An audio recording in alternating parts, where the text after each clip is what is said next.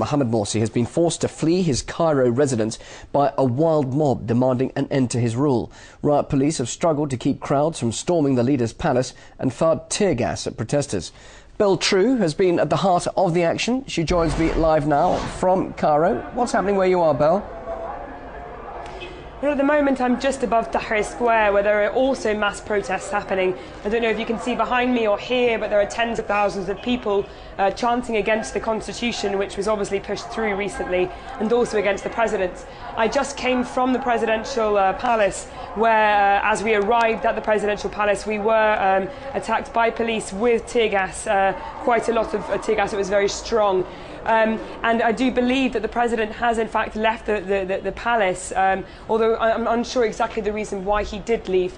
For the groups that I could see there, there were families there protesting, as well as grandparents, older members. So it wasn't so much of a mild, sort of wild mob, as I think some people are seeing it. I actually saw one mother carrying her son, who was probably no more than 7 years old, out of the tear gas because he'd collapsed. So they're still there right now, tens of thousands of them chanting against the president in front of his palace, as well as here on Tahrir Square.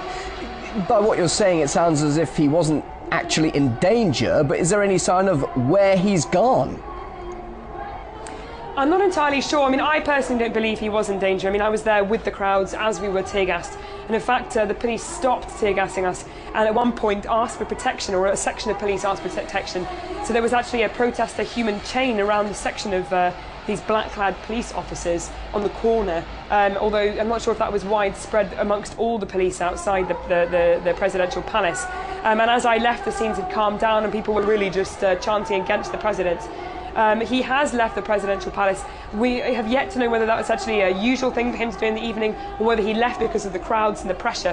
What I do know is that people are not backing down, and what people are saying, and it was written on the banners, is that this is the final warning. The people are giving him one last chance to back down on his power grab, to perhaps sort out this constitution, which widely people see as illegitimate and void, and written by Islamist-dominated assembly, and really put things right for the nation.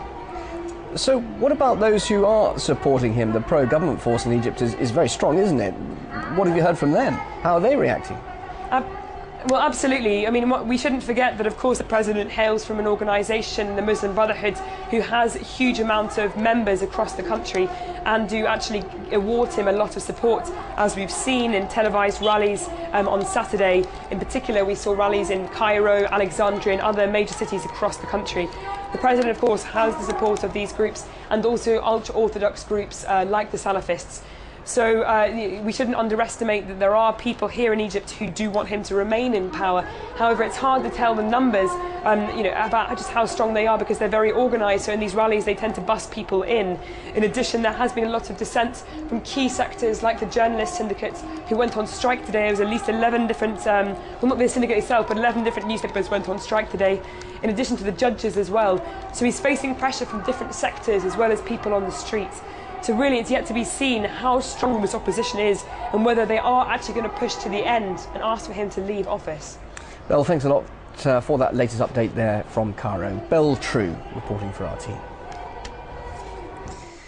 Human rights activist Shima Helmi, I spoke to her a little earlier in Cairo. She says that the protests in Egypt are a continuation of the country's uprising.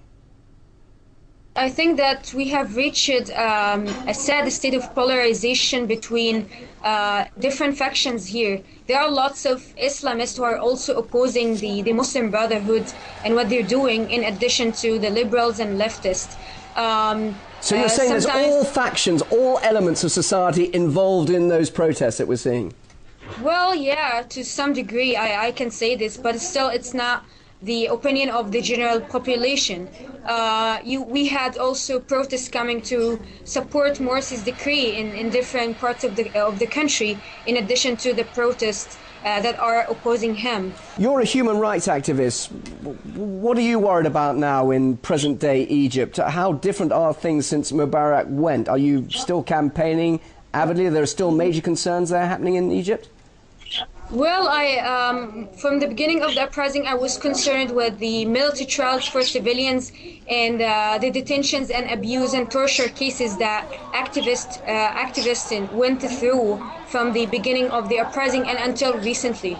On the rights level, I think that it has the situation has not changed that much. Some things have changed, of course, but it's not what we have been expecting. In 2 years, you can't say that we have had a revolution and finished it. At the moment, the opposition camp includes revolutionaries who are not satisfied with the Muslim Brotherhood, in addition to anti-revolutionaries who are also against the Muslim Brotherhood. I don't want to call this a second wave of the revolution or a second revolution. It's a continuity to what we have started already back in January 2011.